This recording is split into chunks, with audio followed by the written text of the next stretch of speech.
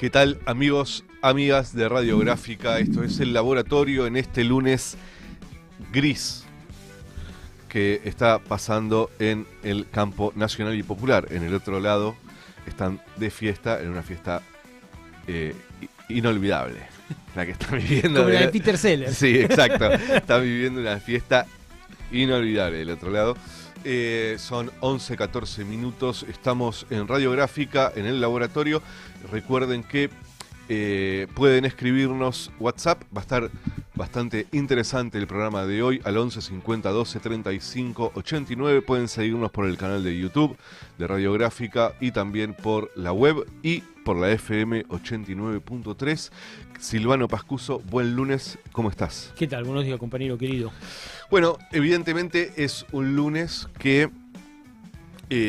nos ha dejado a aquellos que estamos en el mundo de las ideas de un país con más derechos, de un país más justo, de un país productivo, un país soberano, que tenga un proyecto de país para los sectores populares, pero no solo para los sectores populares, sino que además garantice niveles de dignidad sobre todas las cosas para los trabajadores y las trabajadoras. Y ese mundo de ideas evidentemente está en crisis porque el resultado electoral de Milei ayer domingo ha sido contundente a lo largo y a lo ancho del país, salvo algunas excepciones que han logrado una victoria también bastante corta. No es que en algún lugar de la Argentina haya habido victorias muy importantes para el peronismo o Fuerza Patria o como se quieran llamar.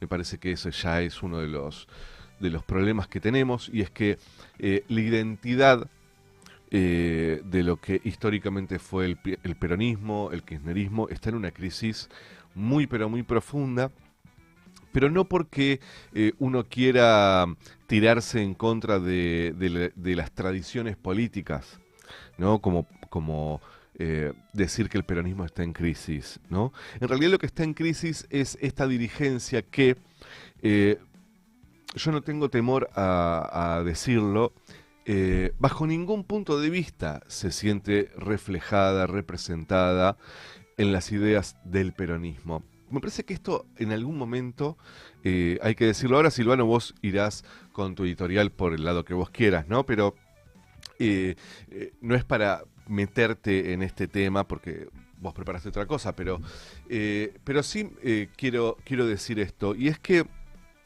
cuando decimos el peronismo, ya hoy no estamos diciendo absolutamente nada. O peor, lo que estamos diciendo es que estamos estamos tan confundidos que la mejor forma de no hacernos cargo de la confusión es decir que nuestro proyecto político es el del peronismo. Es imposible que este peronismo tenga adentro a sectores que bajo ningún punto de vista pueden llamarse peronistas. Y me refiero, insisto con esto, no a la tradición política. Me refiero a un proyecto de país, pero sobre todas las cosas, Silvano, a una práctica política. Hay una práctica política que, como toda práctica política que se burocratiza, que se cierra sobre discusiones de rosca y exclusivamente de rosca. Me refiero a el problema es el desdoblamiento. Como si la estrategia electoral pudiese resolver problemas tan profundos como los que estamos viviendo. Porque lo que creo es que es imposible decir dos cosas al mismo tiempo.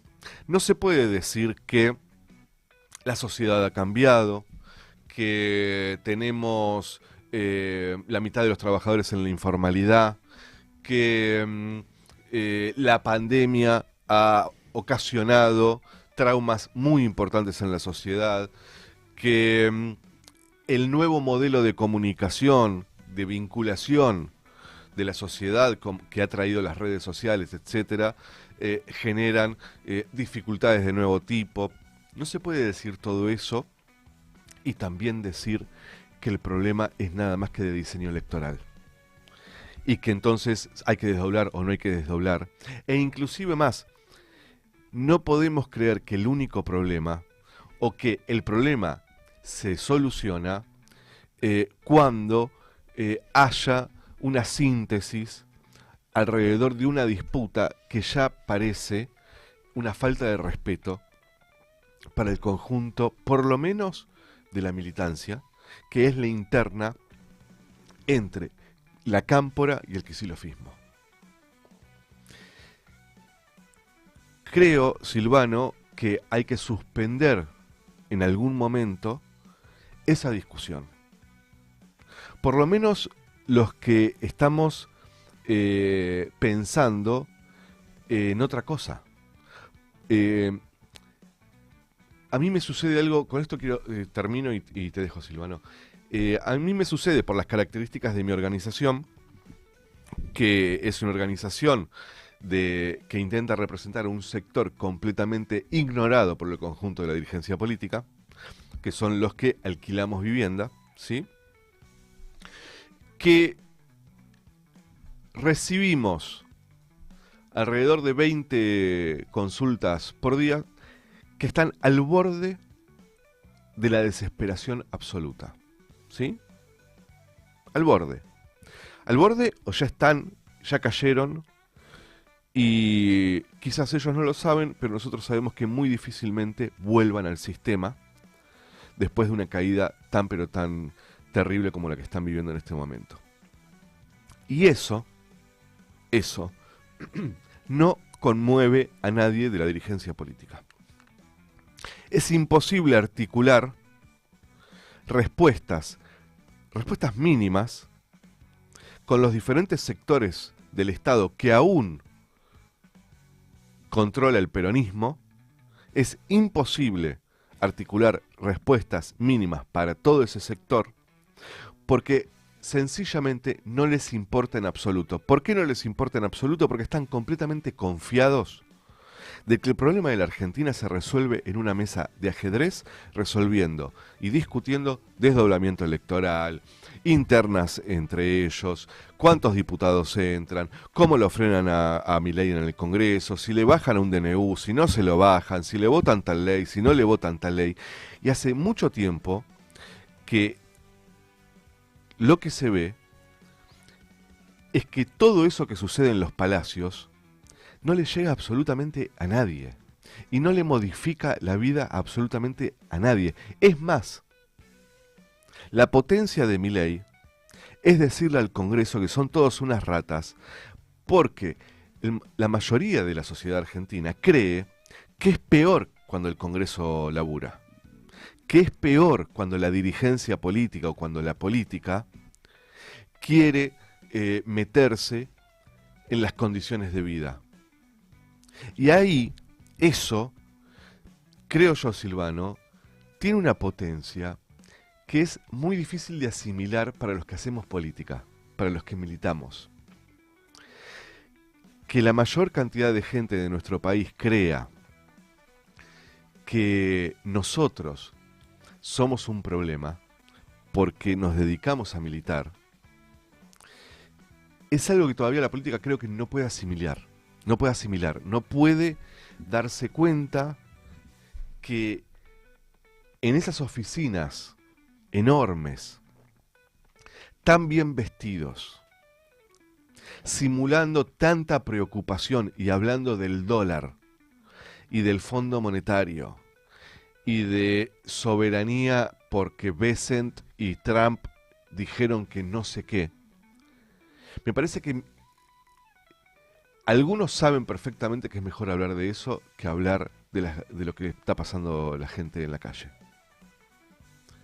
Y otros, peor, están realmente convencidos de que el problema es ese y no que la gente no tiene ninguna perspectiva de futuro en los discursos de siempre. Tayana no es el problema. No. Tayana no es el problema. Cristina no es el problema. Axel no es el problema. Yo estoy convencido de que el problema es todos aquellos que creen que la solución la tiene Cristina, la solución la tiene Axel, la solución la tiene el desdoblamiento o no de las elecciones, que la solución es hacer una buena campaña, comunicar bien, etcétera, etcétera, etcétera. El problema es mucho más profundo y creo que tiene que ver con que hay una subestimación absoluta de aquel que piensa diferente a nosotros. Una subestimación total. Son idiotas. No saben nada. Van a votar un narco, muchachos, como si nosotros no hubiésemos votado narcos. Por favor. Van a votar una corrupta porque se lleva el 3%, como si nosotros no hubiésemos votado corruptos. ¿No? Van a votar a ignorantes que no saben hablar. Pero ¿sabe la lista que tenemos? ¿No? Y hay algo peor, porque nosotros creemos que no importa tanto si uno está sospechado de negocios turbios, que no importa tanto si uno afanó o no afanó, porque lo más importante es para quién se trabaja. Y muchachos, ya no se trabaja tampoco. Ya no hay dirigencia política que sufra porque sufre el otro. Ya no hay. No existe ese dirigente de pantalón achupinado y zapato nuevo y traje y corbata y camisa perfumado y siempre bien arreglado, que sufra si se le acerca a alguien en la calle para pedirle unos mangos. No existe más. No existe más. Y el caso es la CGT. La conducción de la CGT. Y no es el problema la CGT nada más. El problema es que en nuestro sector hay tantos liberales como del otro lado. Si no nos podemos hacer los giles, si Milei está construyendo con el PRO y el PRO se construyó con un peronismo que estaba en decadencia. Si nosotros hace 30 años la lista del peronismo llevaba a Cavallo, después del 2001 lo llevaba a Cavallo. Lo que pasa es que hubo un contexto geopolítico, etcétera. El 2001 tuvo una potencia en la calle fenomenal. Veníamos de una experiencia de 10 años en donde todavía había una militancia comprometida con su pueblo, etcétera, etcétera. Yo la mezcla que tengo, Silvano, es entre bronca, mucha tristeza. Ayer la verdad que estaba en un estado calamitoso cuando vimos los resultados. Pero sobre todo mucha bronca. Mucha bronca. Porque creo que nosotros tenemos un privilegio, pero también una condena, que es conocer muy de cerca la cocina de la política argentina. Y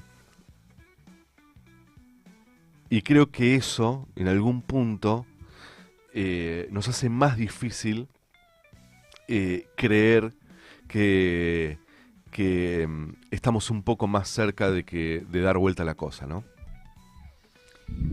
Sí, bueno, empecemos por el peronismo. Yo soy un convencido de que el peronismo, tal cual como lo conocimos, no existe más. Probablemente hace mucho tiempo, probablemente en estos 40 años de democracia el peronismo se haya transformado en su propia negación.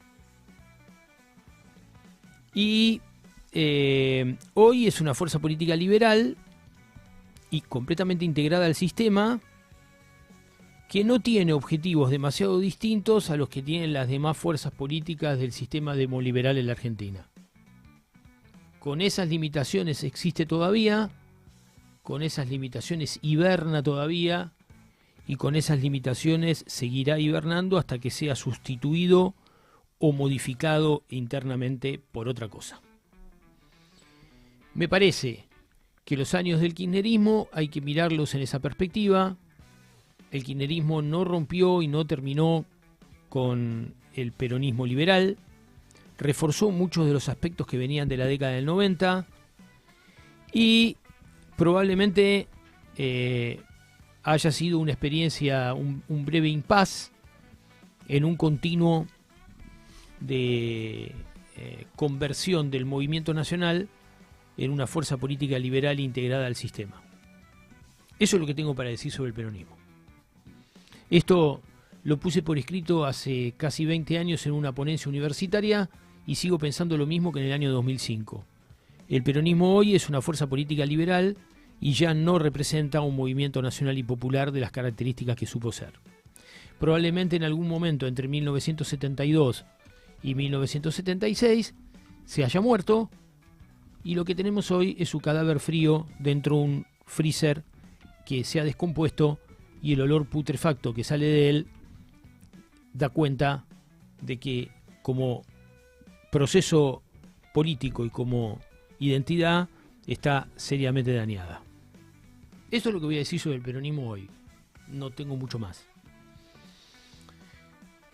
Con relación al tema de la elección, bueno, yo primero voy a decir una cosa que de pronto en este momento suena raro. Milei sacó el 40% sobre el 66%. Es decir, lo que Milei tiene es el 25,6% del electorado.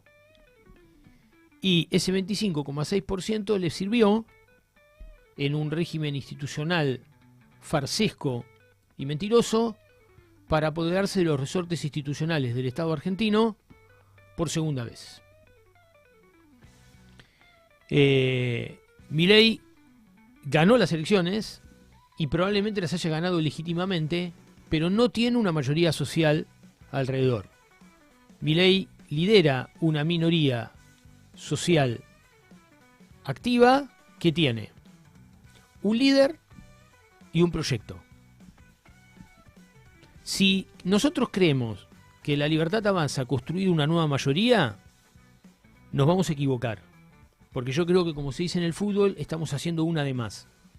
Lo que La Libertad Avanza tiene es una minoría intensa apoyada por un enorme conglomerado de poder local e internacional, un enorme apoyo mediático y luego tiene un liderazgo muy peculiar y un proyecto que ha logrado comunicar a una población dispuesta en una pequeña porción a aceptarlo y en otra porción un poco más grande a tolerarlo sin aceptarlo, que son dos cosas bien distintas.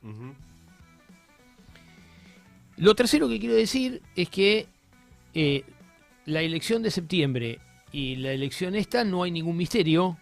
O sea, yo creo que no hay ningún misterio. La elección de septiembre se elegían jefes comunales y locales. Y en esta elección se elegía un proyecto nacional. En la elección de septiembre, la población de los distritos, de los 135 distritos de la provincia de Buenos Aires, en 101 de esos 135 eligió a sus jefes comunales porque sencillamente los considera buenos jefes comunales que están haciendo bien las cosas. Y entonces, muchos de esos jefes comunales que son de origen peronista ganaron y fueron ratificados en sus distritos porque indudablemente, no conozco los 135 distritos, pero conozco una parte importante, estén haciendo una buena gestión. Y la gente votó eso, que era lo que tenía que votar. Concejales y el aval de los intendentes para darle apoyo en el Consejo Deliberante. En esta elección se votaba otra cosa y la gente eligió otra cosa.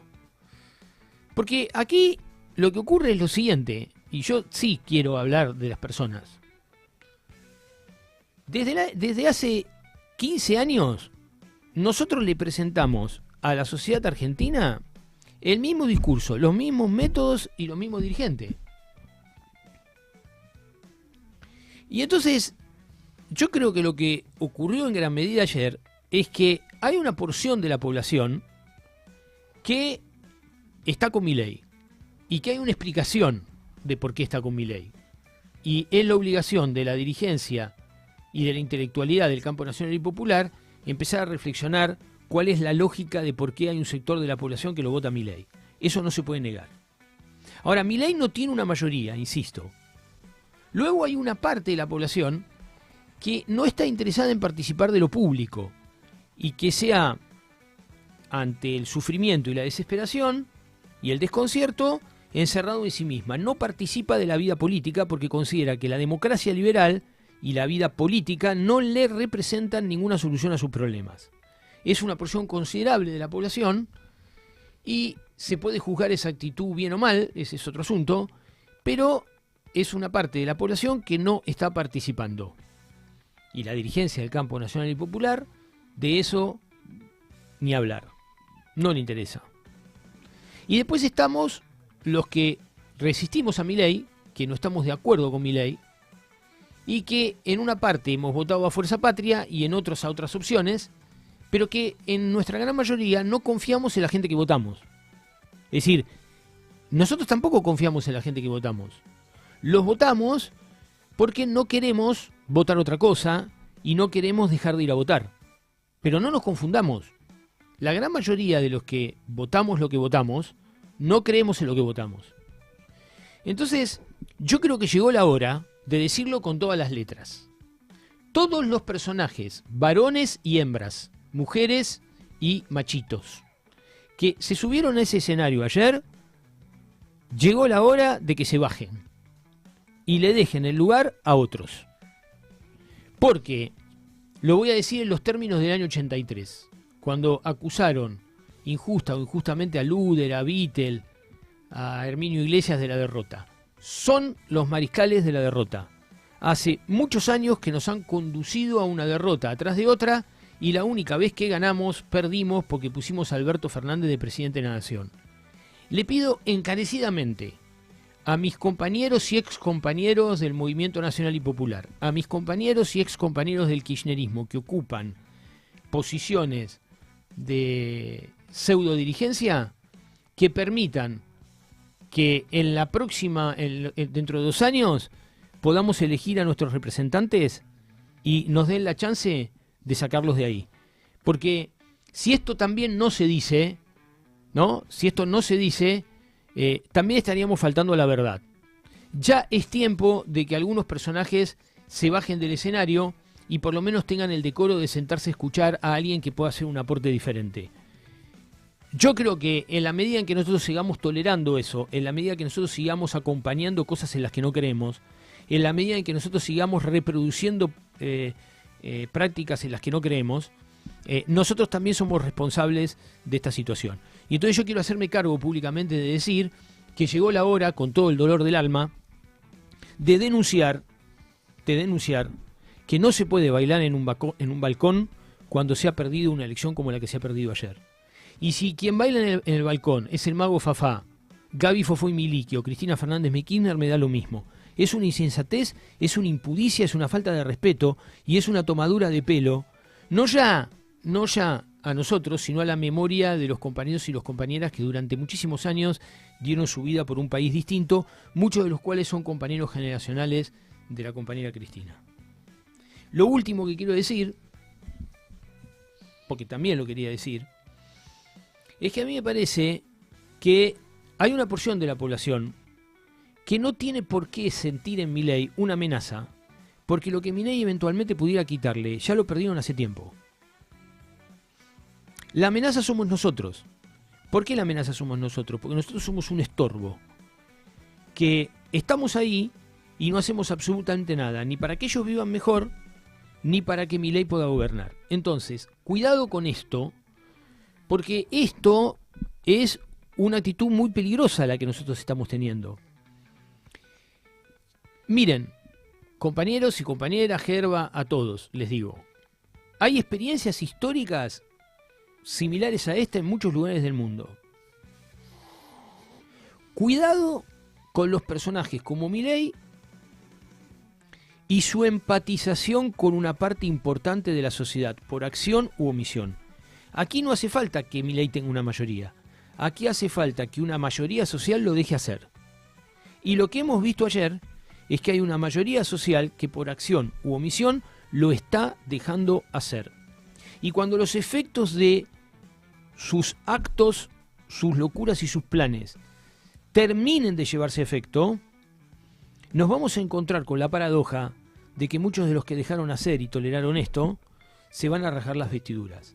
La Argentina entra a partir de hoy en un oscuro túnel sin luz, lleno de sombras, y nuestra tarea está en alumbrar aunque sea un poquito el camino hasta que podamos encontrar una alternativa que nos saque de ese túnel. Seguimos aquí en Radiográfica, esto es El Laboratorio. Está Lao Espíndola en los controles, en un control... es lo único que está bajo control en la Argentina. En la mesa de operación de Lao. Todo el resto es un caos absoluto. Claudio Maracita en la producción. Recordemos, hoy va a estar con nosotros Santi Adano también con su columna de cultura. Y hay comentarios acá en YouTube, están participando. Alexis dice, nosotros creemos que una foto con Trump es indigno, pero hay gente que lo valora más en tiempos de redes sociales digitales. Dice que las redes cambiaron al votante y a los candidatos. Sí, es verdad, y la boleta única también es un efecto de eso, ¿no? Es muy difícil saber a quién estás votando en una boleta única, es muy chiquito todo, se ve muy poco, y entonces un poco te vas guiando por el color y por el nombre del partido, pero después no tenés idea quiénes están ahí. Es una cosa medio increíble, ¿no? Y hoy decían, bueno, che, en Alemania ni la foto está. ¿Qué me importa a mi Alemania? ¿No? Claro. ¿Qué me importa? Claro. Después, Carlonchi dice, buen día, ganamos los que no apoyamos ni a ningún cipayo progresista, ni a los libercipayos, ni a los rojos, que también conforman el partido único de la embajada. Bueno, Car, no sé si ganamos, porque la que se viene es durísima, en donde va a perder el conjunto de la población, ¿no? Creo que los que ganan son los que están festejando que son diputados, que son senadores, esos ganan. Y los grupos económicos, los de siempre. Después el resto pierde, nosotros perdemos como en la guerra, siempre, ¿no? Y creo que un poco también esta cosa de, bueno, son todos unos hijos de puta, muestra la impotencia también que tiene la política. Porque iba a decir una barbaridad, pero lo voy a tratar de decirlo de otra forma. Cuando había participación política en los 60s, para el traidor, de manera violenta o no, se elegía algún método para que ese traidor no siga siendo un traidor. A veces más político, a veces más violento, lo que sea. Hoy la sensación que da es que uno mira, ¿no?, con la ñata contra el vidrio, cómo se van sucediendo derrotas, traiciones, genuflexiones, zancadillas, etcétera, y no hay ningún tipo de capacidad para que nosotros, aquellos que nos creemos que se vayan todos a la puta que los parió. No, amigo, no se están yendo a ningún lado, ¿eh? El que se está yendo a la puta que te parió sos vos. El que cada vez vive peor, cada vez confía menos en la política o en la dirigencia, el que cada vez confía menos en los destinos de este país, somos nosotros, ¿eh? Después, como vos decís, Silvano, ellos están bailando. Sí, sí, sí, no tienen ningún tipo de inconveniente, tienen una vida cómoda y no hay nada que amenace esa posibilidad que tienen de vivir cómodamente. Entonces, voluntariamente no lo van a hacer. Si nosotros no construimos una alternativa que desaloje... A mí el campo de Milei lo tengo claro, yo no pertenezco al campo de Milei y por lo tanto ese es un asunto que lo tomo como un dato y me gusta analizarlo y me gusta pensarlo y demás. Pero mi responsabilidad como militante político es discutir sobre mi campo, más en circunstancias como esta. Y la pregunta es, al tolerar, yo individualmente, al tolerar yo durante tanto tiempo las impudicias y las cosas que han ocurrido en nuestro campo, hemos sido cómplices. Bueno, en algún momento hay que cortar con eso y ponerse a construir algo que desaloje a estos tipos de donde están para que podamos darle una alternativa diferente a nuestro pueblo que no sea ni la de Milei ni la de no ir a votar. Que haya una mayoría social que vaya a votar convencida de que es posible llevar al país hacia otro lugar. Porque si no, ya estamos en el lugar a donde nos quieren llevar. No es que, como decías vos en el pase, no es que estamos yendo hacia un lugar. Ya estamos en ese lugar. Entonces, me parece que todos los que tenemos algún grado de responsabilidad dentro de alguna organización, o que somos comunicadores, o que militamos, o que tenemos representación territorial, lo que tenemos que hacer a partir del día de la fecha es empezar a construir una alternativa realmente seria para desalojar de los espacios a quienes evidentemente hace tiempo se tenían que haber ido. Me parece, eso digamos a mí me parece básico, me parece fundamental. Porque yo creo que, vuelvo a insistir, nosotros al votar lo que no estamos de acuerdo con votar, al tolerar ciertas acomodaciones, al ser cómplices de eso, estamos profundizando una gangrena y una crisis que por sí sola no se va a cortar. Y los personajes que la sociedad rechaza, o que una parte considerable de la sociedad rechaza, hace muchos años que están ocupando las mismas posiciones y desarrollando las mismas políticas. Entonces, hay un momento en donde hay que tomar la determinación de decir, al menos con cierto grado de dignidad, muchachos, ya basta, esto ya está. Y me parece que, como es mi caso, digamos, yo comencé a ver estos procesos siendo funcionario en el año 2013-2015. Y hace 10 años que estoy protestando y no hice absolutamente nada para modificar la relación de fuerzas al interior de mi propio espacio. Entonces, a mí lo que me parece que es el momento de que nos empecemos a juntar para generar una alternativa política real dentro de nuestro espacio, y que saquemos a quien haya que sacar a través de mecanismos que por supuesto tendrán que ser democráticos y competitivos. Uh-huh. Sí, no creo que eso suceda pronto. Las crisis por lo general lo que hacen es que la dirigencia cuide mucho más los pocos lugares que hay. Bueno, pero y entonces se cierre sobre entonces eso. no seamos más cómplices de algo de lo que no nos consideramos parte. Ya estamos en comunicación con Martín Calos, es economista de Épica Consultores. Martín, ¿cómo estás? Buen lunes para vos, no para nosotros. Buen lunes, ¿cómo están? Bien. Martín, saliendo por un momento del resultado de ayer en términos de impacto económico, se está viendo ya un impacto muy fuerte en bonos, en la caída del dólar, etcétera. Después, si querés, profundizamos un poquito sobre el impacto directo que tuvo el resultado de ayer. Pero en principio, Martín, quería consultarte a vos, en términos ya más generales de modelo económico. La sensación que tengo yo es que el modelo económico que tiene Milei es bastante claro, que tiene sobresaltos, que en los últimos días, producto de este murmullo acerca de que las elecciones iban a ser malas para él, hubo algunas dificultades, pero que el proyecto económico de Milei tiene apoyos muy importantes y que es sólido, por lo menos en términos de ideas. ¿Qué es lo que ves vos, Martín, en este sentido? ¿Os decís respecto del modelo económico de Milei? Sí.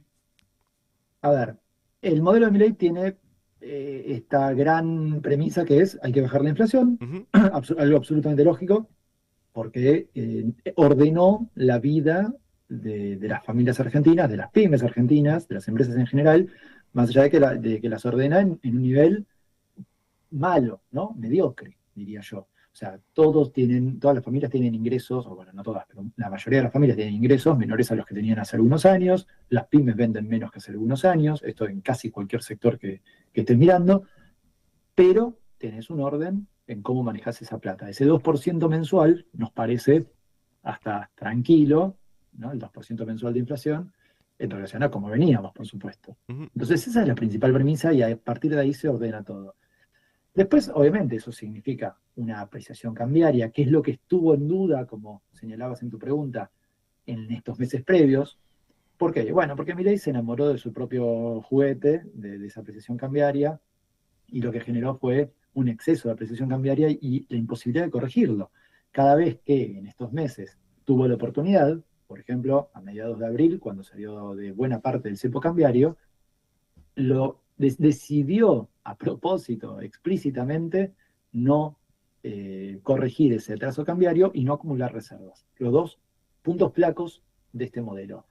Fijémonos, hay un punto ahí sintomático, claro, donde el gobierno muestra que sabe esto, que sabe que estaba en este problema, que es que desde hace un par de meses, en particular desde el 1 de septiembre para acá, el gobierno venía subiendo el coeficiente de encaje bancario y desde el 1 de septiembre para acá lo tiene en un nivel absolutamente récord de los últimos 40 años, que es 53,5%. ¿Eso qué significa? Que más de la mitad, el 53,5% de todos los depósitos bancarios, el banco no los puede prestar, lo tiene que dejar encajado o guardado en el Banco Central. Por eso la tasa de interés real es tan alta. Por eso nadie puede sacar hoy un crédito, ni una pyme puede conseguir un adelanto de cuenta corriente, ni alguien puede refinanciar su tarjeta de crédito sin que sea carísimo. Martín, ¿Sí? esos encajes, históricamente, ¿a qué porcentaje habían llegado? Desde los 90 para acá eran 20. Básicamente ¿20? siempre fue 19, 20%, dependiendo siempre de alguna cuestión de qué tipo de depósito fuera, pero 20%, para decirlo Ajá. rápido, fueron 20% durante 25 años, básicamente. Más, menos, algún movimiento. Eh, En la etapa de la Rúa, ¿los encajes siguieron en el 20% o alrededor del 20%? Ahora no recuerdo bien si hubo algún movimiento en alguno de esos años, pero Pero te no diría que fue fue, 20% muy, muy establemente durante 25 años. ¿Sí? perdón la interrupción, pero No, está perfecto. Pero por sí, eso, sí. llevarlos a 53,5 revela que el gobierno justamente entiende que hay un montón de pesos que irían a demandar cosas, bienes y Ujú. servicios, entre esos bienes irían a demandar dólares, y al sacar esos pesos de la circulación, y bueno, genera una menor demanda de dólares. Entonces uno dice, bueno, ¿qué pasaría si ahora el gobierno restituye un coeficiente de encaje normal, intentando bajar las tasas de interés para que la economía vuelva a funcionar, ¿no? Que la Ujú. pyme pueda volver a tener un adelanto de cuenta corriente, ni hablar de inversión productiva, ¿no? Sí, Bueno, aumentaría la inflación. ¿qué pasaría? Bueno, alguna demanda adicional de dólares seguro que hay. Algo de esos pesos va a ir a comprar dólares. Obviamente, el resultado de ayer electoral le pone al gobierno una situación mejor que la que tenía el viernes. Ese salto cambiario puede ser mucho más chiquito, parte de un nivel más bajo, entonces lo podemos manejar mucho, mucho, mucho mejor estos próximos días. No lo va a querer hacer esta semana. Veremos cómo va corrigiendo esto en las próximas, después de no, ya en noviembre. Y digo, ese es el primer punto. Eso te demuestra, digo, que el gobierno necesitaba hacer algo para que no le sigan demandando Ujú. dólares. Amén de que, obviamente, la venta de dólares que sí hubo tuvo que ser del Tesoro de Estados Unidos estas últimas semanas, porque el propio Tesoro argentino ya no tenía dólares para vender. Martín, sé que quizás es una pregunta que no tenga una respuesta, sino varias, o quizás tampoco haya respuestas para esto, pero en un país endeudado en dólares, en un país con una inflación que es casi parte de la historia argentina, la única forma de tener estos niveles de inflación del 2% mensual o un poquito menos del 2% mensual, que comparado con otras regiones es un montón de inflación, ¿no? Pero para la Argentina es un buen momento, sobre todo después de lo que se vivió con Alberto Fernández y post pandemia y te diría post toma de deuda de Macri con el fondo, que ahí se dispara del 20 y pico al 54% de inflación, y después Alberto Fernández, Massa, etcétera. Eh, ¿Es posible que haya un modelo que se haga de dólares para pagar las deudas, que no genere recesión para contener los precios, sino que pueda tener inyección de pesos y que eso no genere inflación en Argentina? Porque me parece que estamos en esa disputa permanentemente, ¿no? Ahí hay una cuestión general que es no resignarnos a una crisis perpetua, a una mediocridad económica. No es que estamos intentando inventar algo y decir, no, Argentina es tan excepcional que no se puede hacer otra cosa que no sea esto. Todos los países han pasado por procesos así, por ejemplo, en los 80, muy parecidos. Argentina es el que no lo resolvió. Argentina es el que no supo resolver la inflación. En parte, insisto, por cierta cuestión que se ha hecho demasiado habitual de enamoramiento de cada gobierno Herramienta. con lo que le hizo bien al comienzo.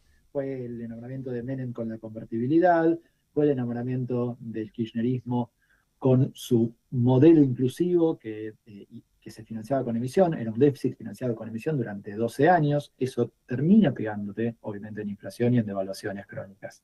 Bueno, digo, podríamos hacer lo mismo, Macri también se enamoró de lo suyo. Entonces, falla en que nadie está realmente teniendo una visión de país buscando una sustentabilidad del modelo económico. Es más, todos los gobiernos hacen lo que también hizo Milei ahora, que es en el año electoral apreciar el tipo de cambio, en muchos casos a niveles insostenibles. Y después devalúan. Pero esa fluctuación constante, devalúo un montón para corregir de atraso cambiario después, entonces después tengo que hacer atraso cambiario para bajar la inflación que me generó la devaluación anterior. Esa rueda es infernal, es un círculo vicioso que hay que romper. Hay que encontrar un punto razonable de tipo de cambio, sostenible. Sostenible significa, hay que saber que Argentina demanda muchos dólares, no solo para importaciones, para que las empresas extranjeras se lleven sus ganancias, para pagar deuda y para ahorrar, porque en Argentina la reserva de valor es en dólares, querramos o no, es el aprendizaje cultural que hemos tenido de décadas de crisis. Bueno, estos son los usos que tenés que tener en cuenta. No puedes ignorarlos o decir, bueno, pongo un cepo cambiario y que las empresas extranjeras no se lleven sus ganancias. Por eso no funciona en un sistema capitalista. Está bien. Si queremos discutir otros sistemas, es otra discusión, es salirse del mapa del mundo. Ujú. Entonces, a partir de ahí, lo que hay que decir es, bueno, ¿cuál es el tipo de cambio que me equilibra con lo que yo puedo generar de dólares? Que son exportaciones, la inversión extranjera directa y alguna deuda que haya que se pueda tomar de manera responsable. No podemos vivir de deuda. Bueno, acá está el intríngulis que nunca resolvemos en Argentina, ¿no? Pero también, Martín, si se corrige el tipo de cambio, eh, más allá del impacto que tiene sobre los salarios y crece el consumo, no es verdad que, es pregunta, sinceramente, no es verdad que el aumento del consumo también genera demanda de dólares para la producción y por lo tanto entramos de vuelta en esto de devaluación, inflación. Digo, ¿qué Bueno, por eso te decía, responsabilidad tiene el sistema productivo de la Argentina sobre la inflación? En donde parece que ahora, como vos decías al principio, no vende como vendía en otras épocas, tiene los precios contenidos por eso, por la baja de consumo, pero cuando empieza a vender, empiezan a aumentar los precios. y eso es lógico porque, por lo que decís, tienes hoy empresas, y esto se ve, empresas que están resignando márgenes de ganancia y obviamente quieren sus márgenes de ganancia. Encima en una Argentina que siempre tiene tanta volatilidad que los márgenes de ganancia también son inauditos para otros países. Acá cualquiera te dice, bueno, y sobre el costo le marco un 70%, un 35%. Digo, es ridículo para cualquier país, pero no para Argentina, porque la historia te dice que ese margen es el que te queda, es el que te da la chance de reponer tu insumo cuando lo vendiste y el tipo de cambio te subió. Entonces, hay una cobertura excesiva contra esos riesgos de volatilidad. Ujú. Pero, salvando ese detalle que es muy de la micro, ¿no? De cada empresa, por eso te decía que creo que hay que poner, no creo, digo, me parece que es la evidencia que hay histórica mundial, ya ni siquiera Argentina solamente, de cómo ha funcionado un plan de estabilización. No es apreciando al nivel más bajo que puede hacer el dólar, porque es obvio que te va a levantar el consumo, pero es pan para hoy, hambre para mañana. Porque vas a tener que corregir ese trazo cambiario con una devaluación. Es llevando el tipo de cambio a un nivel razonable para un mediano y largo plazo. Eso incluye, lo que bien decías, de cuando volvamos a crecer, va a empezar a levantar la demanda de importaciones, porque en Argentina no hay nada que se produzca que no tenga algún insumo importado en un Totalmente. momento de la cadena. Es así, en Argentina y en el mundo. Nadie produce autónomamente una cadena de valor entera. Entonces, hay que encontrarle esa vuelta. Lo que, insisto, cuando se vuelve evidente que, que llegaste al atraso cambiario, y bueno, que es lo que le pasó a Milei el último año, negarlo es un problemón. Había que parar antes el atraso cambiario. Y en verdad, había que hacer un atraso cambiario más moderado, como demuestran los planes de estabilización exitosos en la historia del mundo y de la América Latina en particular. Esa devaluación inicial de Milei, excesiva incluso, fíjate qué rápido que se la agotó. En menos de un año ya estábamos de vuelta en un tipo de cambio apreciado. Entonces, ¿cómo puede ser esto? Ese vaivén tan rápido del tipo de cambio real. Bueno, ese tipo de cambio inicial alto que genera Milei, había que aprovecharlo para generar 3 años de ir estabilizando, para ir bajando la inflación de a poco. Milei la quiso bajar demasiado rápido y eso era insustentable. Y hoy vamos a discutir, en estas próximas semanas, cómo es que Milei corrige su modelo económico, ahora que encima tiene apoyo político mayoritario, o al menos de buena primera minoría en la población, para que sea sustentable. Porque si no lo corrige, es cuestión de tiempo que volvamos a tener problemas macro. Espera, ahí, esta era la próxima pregunta que te quería hacer para ya meternos en el post-domingo, ¿sí? Eh, Dijiste vos, queda claro, hay un apoyo al plan Milei, pero sabes que yo vengo escuchando hace mucho, y esto por eso te lo quiero preguntar, acerca de que en algún momento Milei va a tener que corregir su plan económico, que es insustentable este tipo de cambio tan pisado, etcétera, etcétera. Y yo eso lo vengo escuchando de diferentes economistas con diferentes líneas, casi desde que Milei arrancó con esto, ¿no? Post esa devaluación de diciembre, a pisar fuerte el dólar, eh, ahí empezamos a escuchar esto no se puede sostener mucho tiempo. Sin embargo, Milei encuentra alguna forma, o Toto Caputo, encuentra alguna forma cada vez más trágica de sostener el tipo de cambio. Cuando nadie, o cuando algunos decían imposible que Trump le dé una reunión, imposible que lo atiendan en Estados Unidos, tuvo que dormir no sé dónde, se tuvo que volver, etcétera, etcétera, hubo reunión con Trump, hubo acuerdo político y económico que le permitió llegar hasta las elecciones de ayer, con Estados Unidos comprándole pesos, ¿no? Y entonces sosteniendo el tipo de cambio. Hoy el dólar baja. Martín, yo lo que te quiero consultar, por supuesto que sos vos el que sabe, yo estoy acá nada más para opinar boludeces, pero efectivamente pareciera que Milei está muy pero muy convencido de que este plan económico no se toca y que el tipo de cambio puede resistir cualquier cosa a cambio de cualquier otra cosa y que va a seguir siendo este el modelo. Bueno, es interesante, está bien el planteo. A ver, por dos motivos.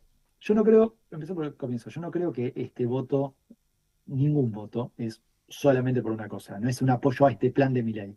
Hay un montón de cosas metidas en el medio, desde no votar a la oposición hasta votar cosas que te gustan de este gobierno, pero no necesariamente significa que te gustan todas.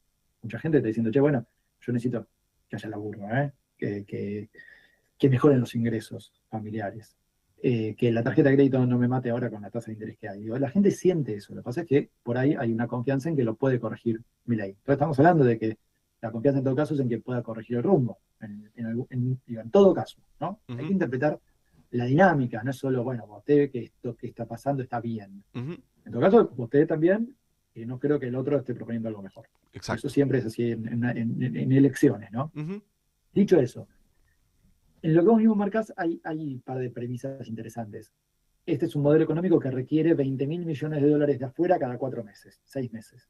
¿Sí? Tuvimos adelantos de retenciones, tuvimos un blanqueo, tuvimos un crédito del FMI, tuvimos ahora un salvataje de Estados Unidos. Cada 6 meses, en verdad menos, Milei está necesitando que alguien le dé 20.000 millones de dólares para aguantar 4, 5, 6 meses más. No es sustentable, eso está clarísimo. No solo porque implica todo el tiempo que alguien te esté financiando, sino porque ya agotamos, agotamos cajas, se decía en otra época, ¿no? Ya estás ya te agotaste al prestamista de última instancia, que es el FMI, ahora vas al prestamista de última instancia, del prestamista de última instancia, que es Estados Unidos. Acá el acuerdo político, Trump, Milley, es la pregunta. Así como nos preguntábamos, porque no sabemos cuál es. ¿Hasta dónde el Tesoro de Estados Unidos le va a bancar toda la guita que necesite para contener lo que haga falta? Es esta semana y la próxima, son 3 meses más, es hasta 2027. Eso tiene un costo para Estados Unidos. Capaz ahora se calma un tiempo, pero no te preocupes que en el momento va a volver a aparecer dudas en el mercado y va a volver a vender el Tesoro de Estados Unidos. ¿Va a lograr acumular reservas del Tesoro argentino en estos próximos meses? Bueno, hay que pensar qué pasa en este modelo económico que requiere que el Tesoro de Estados Unidos te esté salvando. También esto que te decía hace un rato, si Milei está muy convencido de que este atraso cambiario se sostiene, de que el nivel del dólar está bien y todo, que baje el coeficiente de encaje a 20% y vemos cómo ese 33,5% de dólares, de pesos restantes, están en el mercado y que sostienen o no este tipo de cambio. O sea, está claro que el gobierno tampoco se cree eso de que este nivel de tipo de cambio está bien, porque sabe que está conteniéndolo por donde puede, con oferta de dólares del Tesoro estadounidense y sacando demanda de dólares a través de sacar circulación de pesos.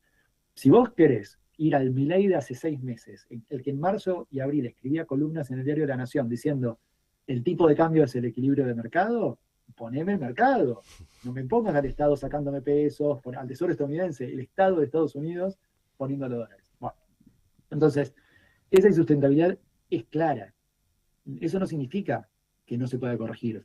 Yo lo que vengo diciendo estos meses también es qué lástima que vamos a decir así, la mezquindad electoral impidió que esto se haga, que las correcciones se hagan antes, porque eran necesarias, porque en el medio a muchos pymes las ahogaste bastante. Que las pymes aguantaron bien porque venían capitalizadas de años previos, ok, pero eso no significa que que hayan estado bárbaros estos meses, ¿sí? Y las familias tampoco. Entonces, qué lástima que no se pudo hacer esta corrección antes, porque primero la prioridad era ganar las elecciones. Ahora ganaron las elecciones. Ganó la Libertad Avanza las elecciones.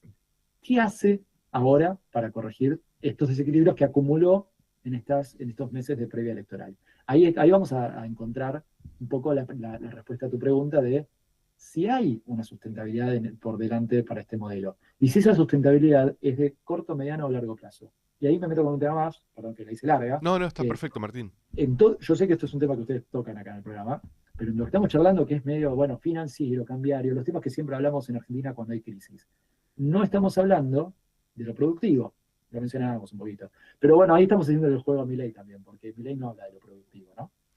No tiene ningún tipo de discurso para la producción, salvo el RIGI, que es la única política productiva implementada por el gobierno de Javier Milei, y es para grandes inversiones, para algunos sectores en particular. No hay política productiva. Y acá tenemos el problema entonces de la sustentabilidad de corto, mediano y largo plazo que te decía. Pongámosle que se calma el dólar y de acá a 2027 sigue bajando la inflación. Un escenario que es recontra factible, ¿no? No es que no pueda pasar esto, al contrario, puede pasar si el gobierno corrige estas variables bien.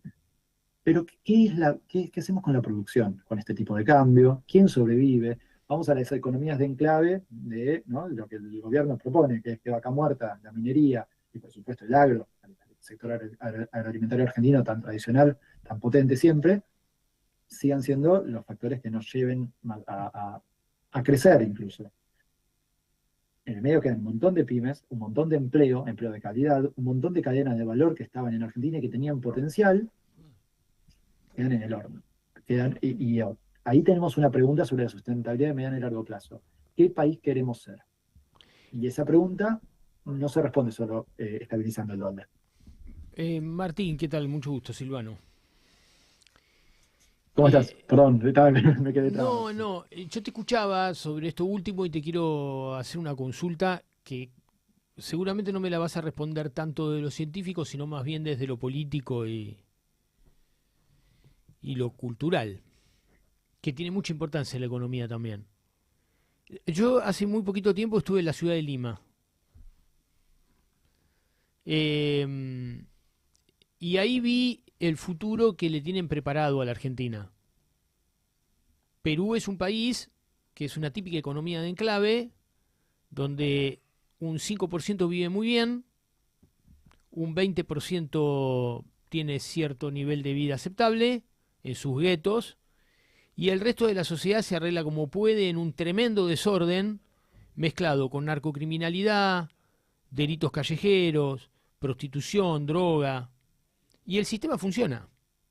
Perú no tiene ni siquiera gobierno, y está ahí. Y hace 10 años, o 5, era un modelo para la Argentina.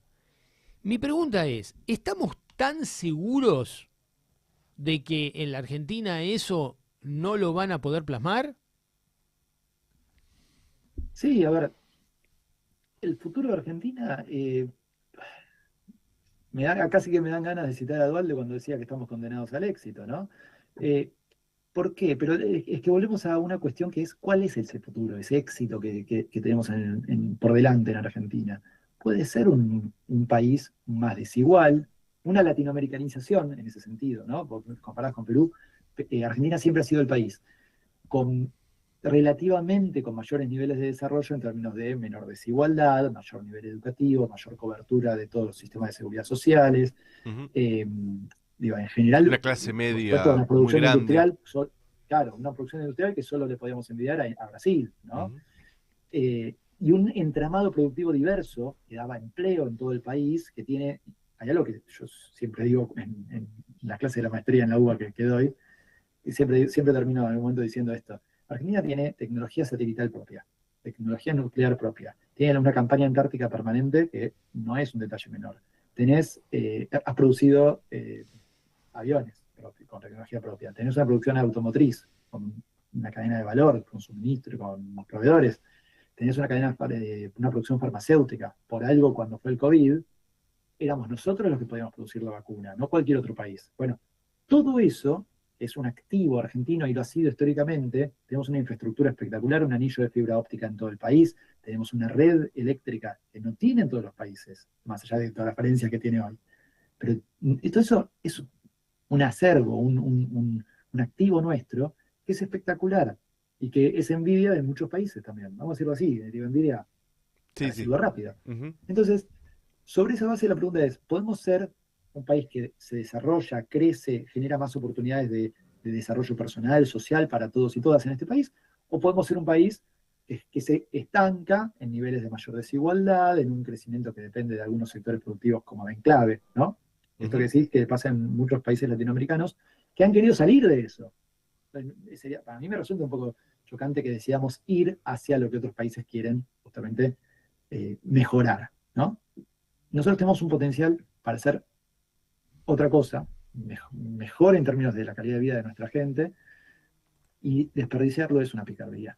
Y lo venimos desperdiciando. Lo venimos desperdiciando hace 50 años, te diría yo. Yo creo que yo siempre trazo el inicio de esta debacle argentina en el 75. ¿Sí? Ujú. Después del Rodrigazo y una serie de políticas neoliberales que empiezan en esos momentos, que por supuesto se profundizan inmediatamente con la dictadura, y siguen ¿Sabes por qué te hasta nuestros pregunto? días. ¿Sabes por qué te pregunto lo que te pregunto? Porque yo, al igual que vos, y soy un poquito más grande, me parece, eh, vengo escuchando a compañeros y a compañeras que dicen exactamente esto último que vos acabás de decir y que yo suscribo, que tenemos esto, que tenemos aquello otro, que tenemos esta potencialidad. Pero lo que yo noto es que cada vez que han transcurrido los años, nuestra sociedad es menos consciente de que tiene eso. Y parece no tener disposición ni a defenderlo, ni a protegerlo, ni a engrandecerlo. Entonces, mi pregunta, que es casi como una pregunta, vamos a decir así, incómoda, molesta, que incluso a mí cuando la formulo me molesta, ¿no? ¿No será, no será que en realidad todos esos potenciales que tenemos a la mayoría de la población argentina, a la mayoría del pueblo argentino, o lo ignora, o no sabe, o no le interesa tener eso, y de alguna manera, consciente o inconscientemente, insiste en transitar por determinadas direcciones que no son precisamente esa? Es una pregunta que te hago, ¿eh? Sí, y por supuesto, a ver, esa respuesta creo que no es ni única y creo que hay un montón de segmentos de la población en los cuales en algunos seguramente algo de razón encuentres. Ahora, me cuesta creer que al contrario, Argentina es un país terriblemente orgulloso, nos encanta ser argentinos, reivindicamos mucho nuestra identidad, nuestra idiosincrasia, eso nos encanta. Entonces, yo creo que sí habría motivos para estar orgulloso de eso. Lo que pasa es que creo que ha primado otra cosa en estos años. No que eso no se valorice. Incluso te digo esto, la educación argentina, el CONICET, cosas que hoy están atacadas, son valoradas en general por la sociedad. La universidad pública ha sido atacada en estos años bajo el gobierno de Milei, pero también lo había sido durante el gobierno de Macri, por ejemplo. Y vos preguntás, y a la gente le encanta la universidad pública, digo, ama, están orgullosa de la UBA y de la Universidad Nacional de Córdoba y de la de Salta y de todas las que tenemos. Bien. Entonces, ¿cuál es la discrepancia ahí? ¿Por qué creo que lo que sí tiene un atisbo ahí, algo que es distinto? Creo que la gente dijo, che, ok, muy lindo eso, pero no me estás priorizando de manera responsable una gestión macroeconómica potable. O sea, el desorden macroeconómico de estos últimos años ha sido evidente. En ese sentido, yo creo que tenemos dirigencias que han sido muy irresponsables. ¿Sí? El segundo gobierno de Cristina, el de Macri y el de Alberto Fernández, no han tenido la capacidad, por una razón u otra, la decisión, el marco de unidad para el consenso necesario, interno, externo, no importa, por la razón que sea, pero ninguno de ellos pudo ir a ordenar la macro, a ordenarnos la vida, a permitir que eso que tenemos como estructura, que es importantísimo, que es significativo, que es potencialmente relevante, nos permita vivir mejor. Entonces, cuando la inflación se te acelera y llega a 290% en un mes, 490% interanual, perdón, eso después de la evaluación de Milei, pero que venía, ¿no? Generándose ya todo un crecimiento enorme, exagerado, invivible de la inflación. Bueno, la gente te dice, che, ordename esto. Después discutimos el resto de las políticas. Después discutimos política productiva. El problema es que las prioridades están trastocadas porque no pudimos ordenar lo más básico. De llegar a fin de mes tranquilos, no tener que estar corriendo a comprar todo la primera semana, y que haya laburo, y que haya un ingreso, y después, de vuelta, que cuando me tengo que atender en el hospital no tenga que hacer fila de las 3 de la mañana para ver si consigo turno, que la escuela más o menos funcione. Entonces, hemos roto instituciones que hacen que todo esto que nos ha enorgullecido y creo que nos enorgullecería hoy como argentinos, quede en un tercer plano.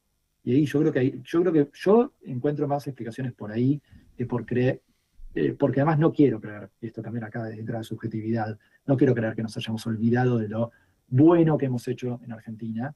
Simplemente creo que hay muchas cosas que hemos hecho mal y que urge corregir. Martín, muy interesante. Che, te agradecemos mucho por todo este tiempo que te sacamos de más, pero fue muy interesante escucharte. Me alegro, gracias por la charla, hasta la próxima. Un abrazo grande. Era Martín Calos, economista, y con una mirada interesante Sí.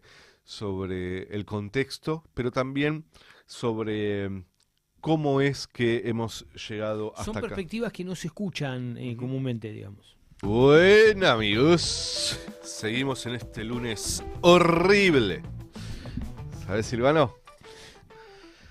Ya falta poco, en media hora ya no tenemos que decir más nada. No. Taciturnos, silbando bajito. Sobre todo que ahora podemos comprar dólares otra vez, estamos más tranquilos. Sí, pues está muy barato. A comprar dólares. Campeón, no te la pierdas.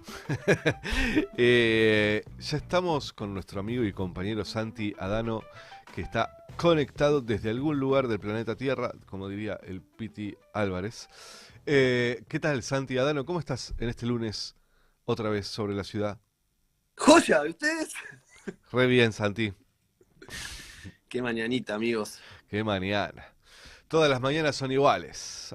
Igual bueno, a la vez me pasa que siento que medio que los límites de esta democracia corporativa ya lo sabemos, es la herramienta que nos dan para la transformación nos la dan ellos, así que tampoco tengo mucha confianza. Un poco lo que pensaba ayer y lo que trataba de comunicar en mis redes era como apostemos a que nuestra intervención política no sea cada 2 años poniendo un sobrecito o una boleta doblada en una urna, sino hagamos cosas en el medio. Hay un montón de, o sea, lamentablemente está todo tan mal que hay un montón de organizaciones y causas que nos pueden interpelar, que nos pueden emocionar, y aprovechemos la oportunidad para juntarnos a pensar en qué otras alternativas políticas nos imaginamos, más o menos delirantes, más o menos posibles, para que de última, si se nos ocurren ideas buenas que son impracticables ahora, los nietos que no voy a tener puedan vivir en un mundo con una democracia más participativa, más real. Ya que estoy, paso el chivo, estamos armando el sindicato inquilino de Argentina con inquilinos agrupados, hay un montón de asambleas barriales que están haciendo cosas, digo, hay espacios de participación política muy interesantes para hacer cosas en el medio de estos momentos que nos propone esta democracia con las fallas infinitas que tiene, así que un poco también me lo tomé así, como bueno, nada, no es nada demasiado nuevo esto, ¿no? Lamentablemente es un golpe, pero bueno, pienso en eso y un poco llamaba a mis amigos también a eso, ¿viste? Hablar con mis amigos de Bariloche, tipo, che, ¿qué espacio de militancia tienen allá? Toda gente re sensible, re inteligente, hagan cosas, ¿viste? Como... así que bueno, nada, en esa tónica. Triste, pero acostumbrado. Santi, ¿qué tenemos para hoy? ¿Qué preparaste? Bueno, a partir de la charla de la semana pasada con mi vieja, en la que un poco abrimos el espectro también de esto que a veces pensamos como cultura, ¿no? Como porque siento que a veces hablamos de cultura, esta cuestión pensamos en Ministerio de Cultura y es como, bueno, shows artísticos, ¿no? Teatro, danza, música. Y la cultura, un poco venimos charlando mucho, tiene más que ver con esta trama que hace que un pueblo sea un pueblo, ¿no? Que es justamente lo que la semana pasada hablábamos, que el Imperio Británico, prohibiendo el idioma irlandés, prohibiendo las danzas irlandesas, prohibiendo la música irlandesa, lo que hacía era romper una trama que conectaba a las personas, desarmar una identidad y volver más fácil la opresión que no solamente tiene pata militar en todos los casos en que sucede. Y un poco pensando en esto, venía cruzándome cada tanto viendo materiales en torno a cuál fue el uso de la apropiación de la cocina palestina. Coco, tranquilo. De la cocina palestina en la construcción, la constitución del Estado de Israel, ¿no? Ese libro que está ahí en pantalla es un libro que en inglés fue editado en inglés, en hebreo y en alemán. En inglés se llamó How to Cook in Palestine, cómo cocinar en Palestina. En alemán y en hebreo la traducción era cómo cocinar en la tierra de Israel. Primera superposición particular a nivel nombre del libro, ¿no? El contexto de este libro tiene que ver con la inmigración judía que, o sea, sobre todo de Europa Oriental, que llegó a lo que en ese momento era el mandato británico de Palestina. Sobre todo entre 1933, cuando Hitler llega al poder, y 1941, cuando finalmente se prohíbe la inmigración de la Alemania nazi, el número que se calcula es que más o menos 60.000 judíos alemanes van a establecerse en lo que en ese momento era el mandato británico de Palestina. Casi un tercio de esos inmigrantes eran amas de casa. Entre esas personas estaba una mujer que se llamaba Erna Meyer, que era como una especie de Lita de Lázari. Coco, basta. Que era como una especie de Lita de Lázari de la época, que, perdón, estoy con una perrita transitándola y todavía no se acostumbra a los ruidos. Sacala a la calle, Santi. Tirala a la calle. No seas malo. Sí, ya está, Santi. Que voten los perros. Bueno, me interesa. Que voten, es lo único que falta, que voten los perros. Me interesa. El otro día fui a votar y había un montón de perros en la escuela. Digo, ¿cuándo va a ser el legislador? Yo prefiero que voten los gatos, que ya incluso ocupan bancas en el Congreso. Sí, totalmente. Al decir de Elisa Carrió. Bueno, yo creo que hay que prohibir los perros. Lo dejamos para otro programa, eso. Lo dejamos para otro programa. Lucas Molinari también dice que odia a los perros, que tendrían que estar prohibidos en la ciudad. Y yo también, y Silvano también. Y yo opino como Lucas Molinari desde que estoy en Radiográfica. Bueno. Porque hay libertad de expresión acá. Yo respeto tu opinión, aunque no la comparto, pero la respeto. La cuestión es que este libro se publica en 1936 en Tel Aviv a través de lo que se llamaba la Organización Mundial de Mujeres Sionistas. Esto fue previo al establecimiento del Estado de Israel Y Meyer tenía una coautora con más experiencia en la materia de la cocina local de ese territorio, que se llamaba Milka Zafir. En esa etapa que mostrábamos recién, un poco se traduce cuál es el público objetivo de ese libro, que son inmigrantes europeos. La mujer que está ahí parada, la familia que está sentada atrás, están más bien vestidas a la moda de Europa de ese periodo entre las guerras. Fue un éxito el libro entre inmigrantes judíos y elogiado también por figuras sionistas porque le veían como un papel importante en la educación doméstica y en la adaptación cultural, ¿no? El libro, ahí hay una citita, dice, la traduzco rápido, déjenmela ahí en pantalla, así dice: las amas de casa deben intentar liberar nuestras cocinas de las costumbres europeas que no son aplicables a Palestina. Deberíamos tomar con todo nuestro corazón, o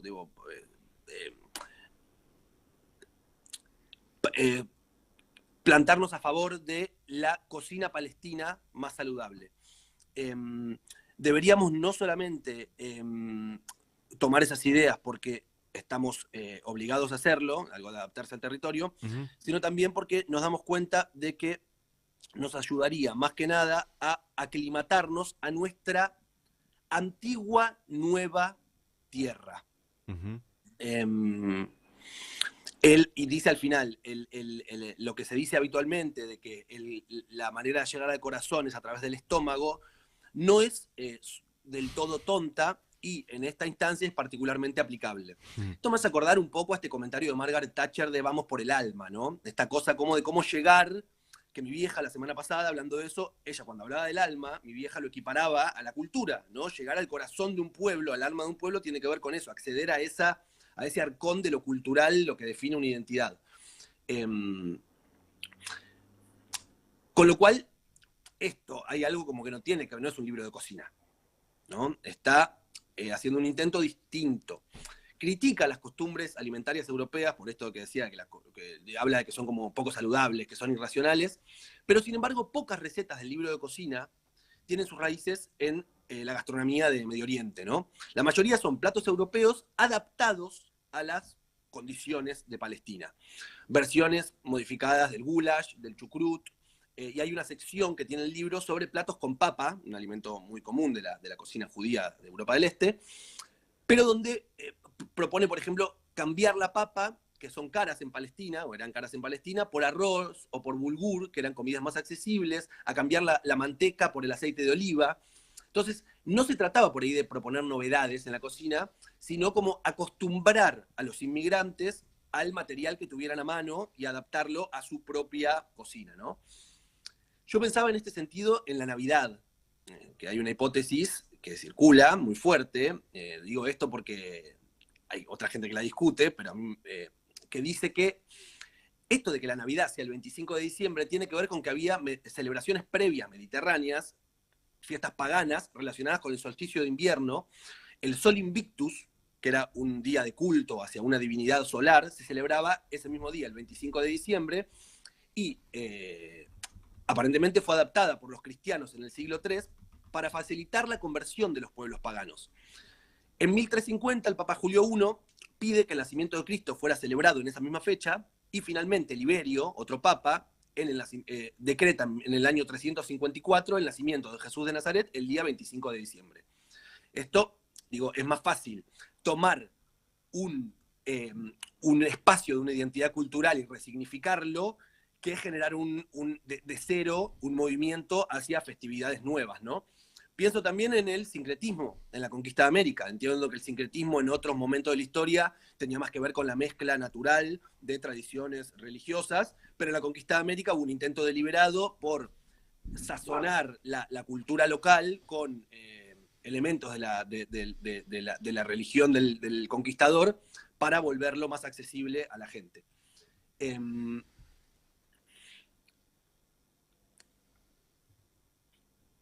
Hay otros libros de cocina sionistas. Basta, Coco, perdón por esto, pero bueno, no puedo hacer No nada. pasa nada. Se escucha Ya mucho, nos vamos ¿no? a vengar de Coco. No, pobre, que se porta re bien en general. En general, estos libros lo que hacen es reafirman esa conexión con la tierra, pero a la vez niegan la conexión de estos alimentos con el pueblo palestino. A veces hablan de árabes, a veces de población nativa, pero en general se borra el origen previo, todos estos platos eran platos que existían previamente, o estos ingredientes, obviamente, al establecimiento del Estado y a estas olas migratorias, pero eso se borra. Hay una chef y autora, Gazatí, que se llama Leila El Haddad, y ella habla de un propósito político mayor, que ella cita un trabajo previo, que creo que se refiere a este libro, que es poner raíces en el suelo, habla ella. Y habla de que los colonos necesitaban construir una identidad que los conectara a la tierra, y que este libro también evidencia ese intento a través de esta dimensión que no solo es cultural, sino que además es hiperpráctica, porque estamos hablando, o sea, es comida, ¿no? Digamos, hay algo de la música o de las danzas que tienen un rol re importante en el entramado cultural de los pueblos, pero la comida es además, digamos, algo básico, hipercotidiano. Entonces era una forma de establecer raíces a la vez que se iba borrando una identidad previa. Esto, además, sigue pasando de otras maneras. Por un lado, vemos todavía hoy, quienes más o menos estamos en tema, conmovidos por la situación, todo el tiempo estamos viendo cómo se destruyen plantaciones de olivos en Cisjordania. Ahora es época de cosecha y 2x3 ves videos de Cisjordania con colonos que llegan violentamente a las plantaciones, atacan a los campesinos a diario. Y también viene habiendo, de formas mucho menos sutiles y mucho más oscuras, mucho control de la situación a través de la comida, ¿no? Estamos viendo, no sé, vuelvo al caso irlandés de la semana pasada, de la hambruna por esta peste que tuvo la papa, y está esto que decíamos de Sinéad O'Connor con esa canción en la que todo el tiempo dice, esto no fue una hambruna, esto fue un genocidio, que es lo que está pasando y estuvo pasando durante estos años, con impedir la entrada de alimentos a la Franja de Gaza, controlar el agua, o sea, usar el hambre básicamente como arma de guerra. Intentos claramente, insisto, menos sutiles, pero que tienen que ver para mí como con esta misma trama. Y después hay algunas fotos que yo también decía, porque esto sigue pasando ahora, no solamente de esta manera, hay unas fotitos más que pasé ahí a la producción. Recién me puse a buscar restaurantes de comida israelí en Nueva York, los mejores puntuados. Este es uno que se llama Reunion, y ahí dice, Reunion es una carta de amor a Tel Aviv. Déjanos llevarnos a través de las calles de Tel Aviv, de los mercados, cruzarse con la gente cálida y probar los sabores. Si se puede pasar a la foto siguiente, los platos son lebne, hummus, baba ganoush. La foto que sigue, por favor. Shawarma, queso feta, lemeyún. Esto es algo de ahora, ¿no? No es algo de este libro de 1936. Con lo cual, nada, me interesaba esta dimensión de, por un lado, traer un caso particular que me llamó la atención por el enfoque que tiene este libro. Y también esto, pensar la cultura, empezar a poder pensar la cultura, vuelvo a la misma pregunta que me hacían a veces mis amigos, no les pidas nada a ellos que solamente son artistas, cómo la cultura es más que el arte es una parte de esta trama que nos constituye como pueblo, que forma nuestra identidad, y cuando las identidades son más fuertes, son más fáciles de romper, y lamentablemente las identidades también son permeables con estas estrategias que en general tienen los opresores. Así que bueno, esto era lo que quería compartir hoy. Con Coco acá, que también está comentando indignada. Quizás tiene hambre, Coco, porque no paras de hablar de comida. No, la voy a sacar a pasear. La voy a sacar a pasear, muy bien. Santi, muy bueno, che, muy interesante ¡Coco! Lo de hoy. Coco, Bueno, háblate bien, Coco. Portate bien. Ay, mira, me pasa algo con los perros que ya los odio. Los odio. Basta.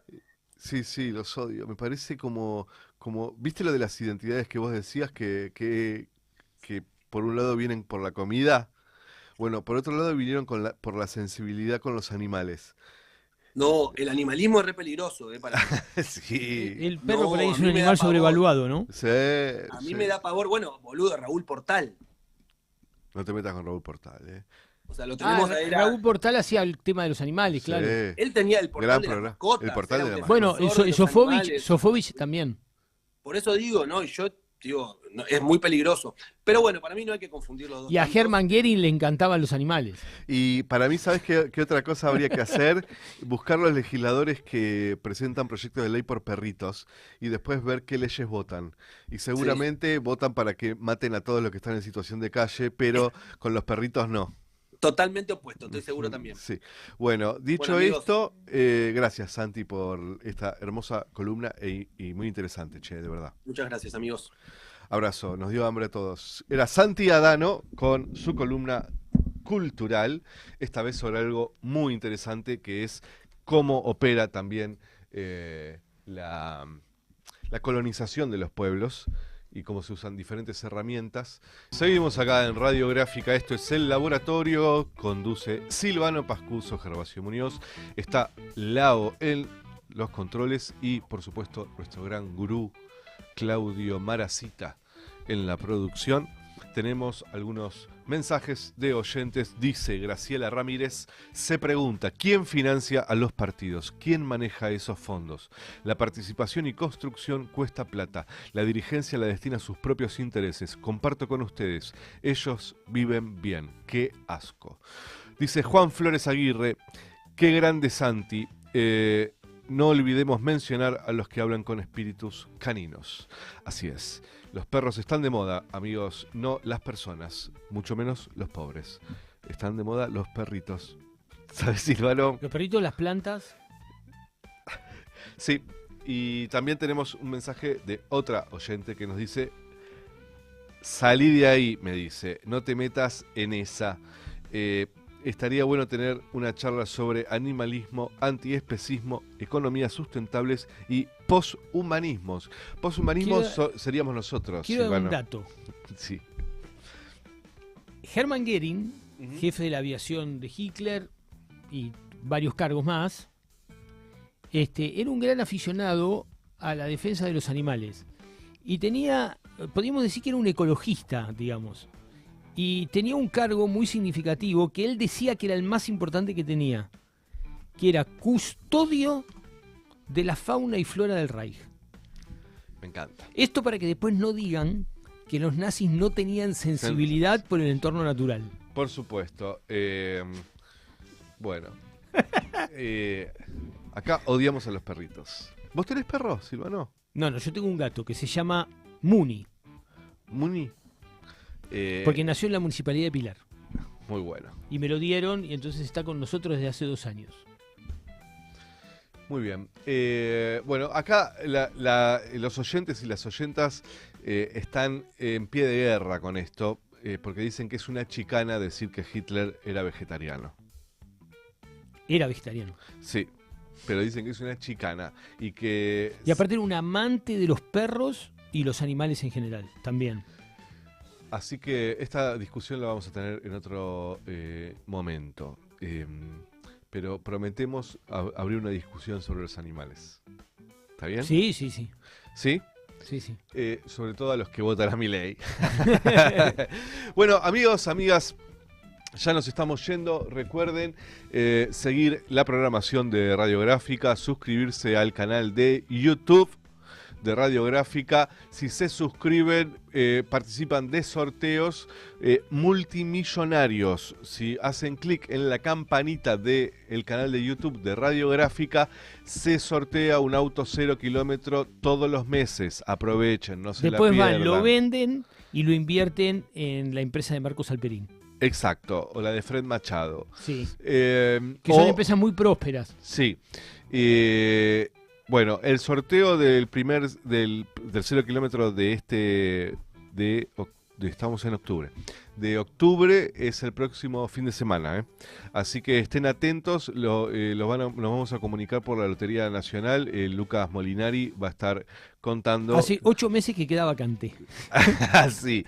Quizás este mes también no lo gana nadie, pero ustedes suscríbanse y sobre todo paguen y miren el celular permanentemente acerca de si hay novedades. Y tengan fe que sufriendo hoy prosperarán mañana. Así es, hay que sufrir mucho hoy. Cuanto más sufran hoy, mejor van a estar mañana. Así es. Silvano, nos despedimos ya. Ya podemos volver silbando bajito a nuestros hogares. Sí, hoy igual debemos recordar, a pesar de todo, que se cumple un nuevo aniversario de la muerte de Néstor Kirchner. Claro que es contrafáctico decir qué hubiese pasado si él hubiese estado vivo, pero en medio de tantas cosas tremendas y duras, habrá que decir, por lo menos yo diré, que aquel día del 2003, por un ratito, fui feliz. Nos vemos el lunes que viene. Silvano, más que nunca, lo que tenemos para decirle a todos los que nos escuchan, ¿qué es? Patria o muerte, viva la patria. Adiós.